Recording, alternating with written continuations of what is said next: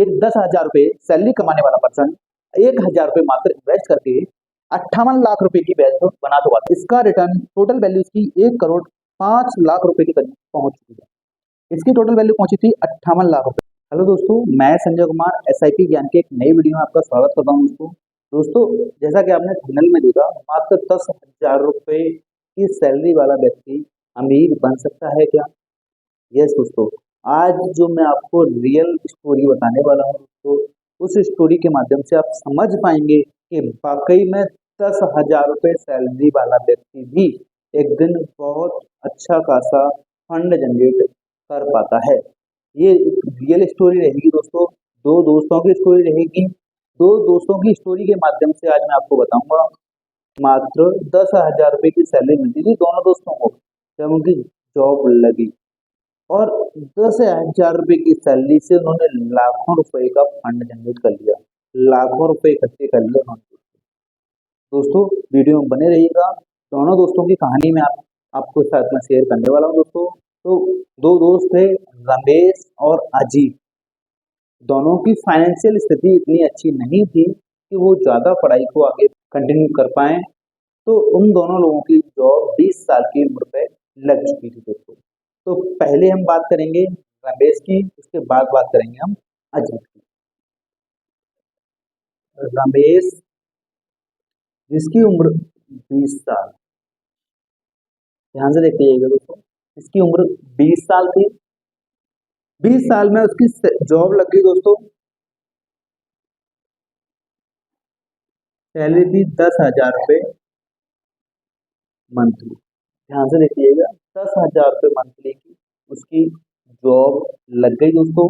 उसके कुछ खर्चे भी थे, फैमिली के खर्चे थे, एक्सपेंसेस थे। तो अपनी फैमिली में वो लगभग 90% जो पैसा उसे मिलता था, 90% पैसा वो खर्च कर लेता था, यानी कि लगभग 9,000 रुपये वो खर्च कर लेता था।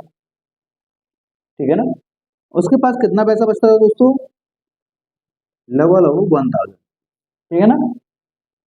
1,000 रुपये बचता था उसके बाद में। तो उसके और भी सारे दोस्त थे, उन्होंने सलाह दी कि तुम्हारे पास में ज़्यादा पैसा नहीं है, तो 10,000 रुपये सैलरी वाला व्यक्ति 9,000 रुपये एक्सपेंसेस हो रहे हैं, उसके पास में सिर्फ 1,000 रुपये बचता है। तो किसी अच्छे व्यक्ति ने उसे सलाह दी कि आप इस 1,000 रुपये को इन्वेस्ट करो। 1,000 रुपये की आप SIP चालू करो किसी भी म्यूचुअल फंड। दो अच्छे म्यूचुअल फंड चुने। दो अच्छे म्यूचुअल फंड में उसने क्या किया कि एक लार्ज कैप कैटेगरी का चुन लिया, लार्ज कैप, एक मिड कैप का उसने चुन लिया। ठीक है ना? लार्ज कैप का अमूमन रिटर्न आपने देखा होगा दोस्तों, लगभग 17 से 19%, 18% के बीच में रहता है। ठीक है ना? लगभग 18%। और इसका लगभग 20 to 22% का रिटर्न हमें आराम से मिड कैप कैटेगरी में मिल जाता है।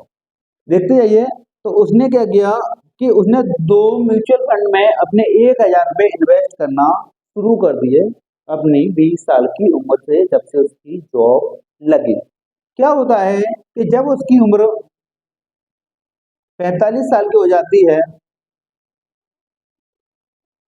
45 साल की उसकी उम्र हो जाती है दोस्तों, तो वो क्या देखता है कि उसके पास में कितना फंड जनरेट हो चुका था। क्योंकि क्या हुआ, 20 साल के बाद 45 साल की उम्र पर उसके बच्चे, पढ़ाई के लिए जरूरत थी, बच्चों की शादी भी थी, उससे घर भी लेना था, बहुत सारी चीजें जरूरत थी। तो उसने देखा कि मैं अपना फंड देखूं, मेरा फंड कितना हो चुका है। ठीक है ना?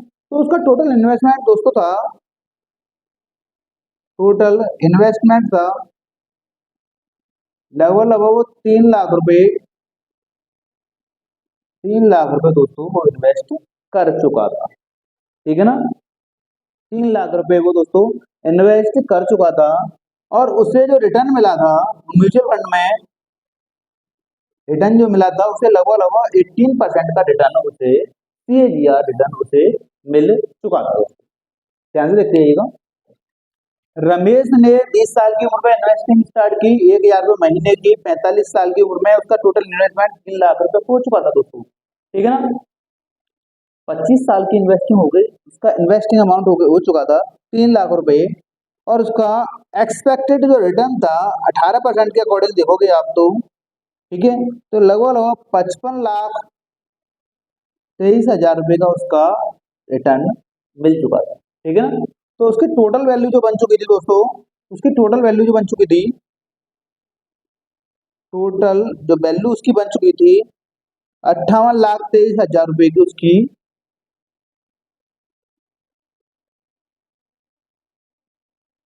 वैल्यू टोटल बन चुकी थी।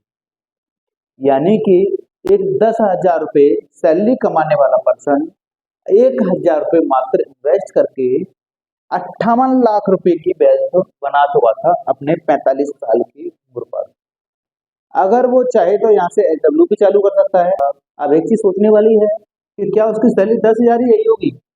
समय बड़ा, सैलरी भी बड़ी होगी उसकी। अरे किसी भी कंपनी में आप काम करोगे तो वहां पर 8-10% का इंक्रीमेंट हर साल मिलता रहता है, मिलता रहता नहीं मिलता रहता है। तो यहाँ से सैलरी भी उसकी बढ़ती गई, उम्र बढ़ी, एक्सपेंसेस बढ़े तो सैलरी बढ़ती गई, लेकिन वो इन्वेस्ट तो सिर्फ 1,000 ही कर रहा था ना, 1,000 ही इन्वेस्ट कर रहा था। तो रमेश ने टोटल वेल्थ बनाई अपनी 58 लाख रुपए की 45 साल में। ठीक है ना। अब बात करते हैं हम इसके दूसरे दोस्त अजीत की। ठीक है। इसकी भी उम्र लगभग 20 साल थी और इसे भी सैलरी मिली, पहली जॉब लगी इसकी तो 10,000 रुपये मंथली पर इसकी जॉब लग गई। अब देखते जाइए, इसके भी एक्सपेंसेस 90% थे और ये भी अपनी सैलरी का लगभग लगभग 10% हिस्सा सेव कर रहा था हर महीने, यानी कि 1,000 रुपीज सेव कर रहा था। यहीं से इस पैसे को वो इन्वेस्ट भी कर रहा था। ठीक है, इन्वेस्ट कर रहा था, यानी कि यहाँ तक कहानी दोनों की बराबर रही। अजीत को किसी ने सलाह दी कि भाई अजीत एक बात सोचो, आप 10,000 रुपये भी कमा रहे हो, भविष्य में आपकी सैलरी भी बढ़ेगी तो आपको अपना इन्वेस्टमेंट भी बढ़ाना चाहिए। अजीत कहता है भाई सैलरी कितनी बढ़ जाएगी, कंपनी में काम कर रहा हूँ 8-10% बढ़ जाएगी, तो वहां से मैं इन्वेस्टमेंट ऐसा तो नहीं है लेके जाता 2,000 कर दूंगा, भी नहीं हो पाएगा ना, मेरे खर्चे भी बढ़ेंगे। तो उसने सलाह दी कि एक काम करो कि हर साल तेरा इंक्रीमेंट अगर 10% हो रहा है तो तू अपनी इन्वेस्टमेंट में, अपनी एसआईपी में 10% का इंक्रीमेंट हर साल कर। भाई सही बात है, अगर सैलरी बढ़ रही है तो 10% इंक्रीमेंट होना पॉसिबल है। मान के चलते इसकी सैलरी 10,000 है, 10,000 रुपये सैलरी है इसकी, और अगले साल इसकी सैलरी 11,000 रुपये हो जाती है, तो यहाँ से 100 रुपये ही तो इन्वेस्टमेंट के बढ़ेंगे। 1,000 का कितना बढ़ जाएगा, 1,000 का 1,100 हो जाएगा, सैलरी तो 11,000 हुई, फिर भी इसके पास कितने पैसे बचे, 9,900 रुपये। ऐसे ही सैलरी अगले साल बढ़ी तो अगले साल फिर 10% इंक्रीमेंट कर सकता है आराम से। तो खर्चों के लिए पैसे भी बढ़ रहे हैं और इसका इन्वेस्टमेंट भी बढ़ रहा है, यानी इसने एक स्मार्ट तरीका अपनाया इन्वेस्टिंग करने का। तो इसने क्या किया कि एक स्टेप अप लगा दिया, स्टेप अप, अपनी स्टेप अप एसआईपी चालू की, 10% का स्टेप अप लगा दिया अपने एसआईपी के ऊपर।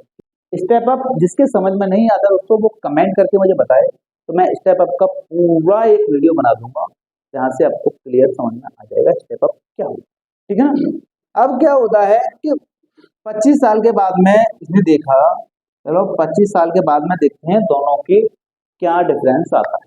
यानी अजीत ने सोचा कि अब 45 साल की उम्र हो चुकी है मेरी, मैं देखूं तो सही मेरे पास कितना फंड बन चुका है। तो अजीत की जो टोटल इन्वेस्टिंग थी दोस्तों, बन चुकी थी 11,80,000 रुपए। यानी अजीत की टोटल इन्वेस्टिंग 11,80,000 बन चुकी थी और एक्सपेक्टेड रिटर्न जो इसे मिला था, इसे भी 18% का रिटर्न मिला। एक्सपेक्टेड रिटर्न की अगर बात करें, इसे रिटर्न 18% का मिला। इसके एक्सपेक्टेड रिटर्न की बात करें, टोटल वैल्यू पर कितना रिटर्न मिला इसे, तो इसको रिटर्न मिलता है दोस्तों 93,71,000 रुपए, यानी 93.71 लाख रुपए का इसे टोटल रिटर्न मिला। और इसकी जो टोटल वैल्यू पहुंच जाती है दोस्तों, टोटल वैल्यू की बात करें हम तो इसकी 1.05 करोड़ रुपए की इसकी टोटल वैल्यू पहुंच जाती है। अब एक चीज देखिए दोस्तों कि 1,000 रुपए की एसआईपी इसने की, ₹1000 की SIP इसने की, समझदारी से इसने काम लिया। जब पता था कि मेरी सैलरी हर साल 10% बढ़ेगी, तो मैं अपना इन्वेस्टमेंट भी 10% बढ़ा सकता हूँ। तो इसने अपना इन्वेस्टमेंट 10% बढ़ाना सही समझा और इसका रिटर्न टोटल वैल्यू इसकी 1,05,00,000 के करीब पहुंच चुकी है।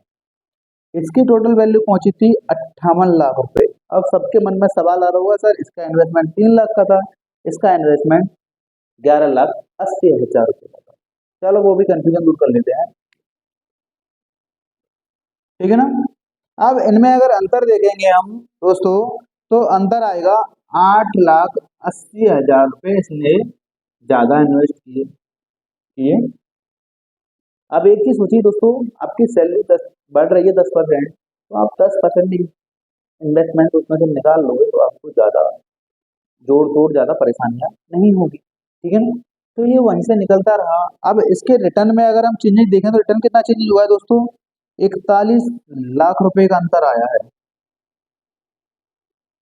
41 लाख का अंतर आया है। 8 लाख ज्यादा जमा हुआ, लेकिन 41 लाख मिला भी तो है ज्यादा। अगर इसे भी निकाल दोगे तो लगभग लगभग 32 लाख रुपए इसके पास में फिर भी ज्यादा मिला है, इसे देखा जाए तो अजीब। किसकी वजह से? स्मार्ट इन्वेस्टिंग की वजह से। तो दोस्तों इस चीज से हमें एक चीज समझ में क्लियर आ रही है कि अगर हम इन्वेस्टिंग छोटे छोटे अमाउंट से भी स्टार्ट करते हैं और अच्छे तरीके से इन्वेस्टिंग करते हैं, स्मार्ट तरीके से इन्वेस्टिंग अगर हम करते हैं दोस्तों, तो हम अपने गोल को पहली बार जल्दी अचीव कर सकते हैं। हम मान के चलते हमने 50 लाख का गोल बनाया, तो उसे हम 2-3 साल पहले अचीव कर लें, ठीक है ना।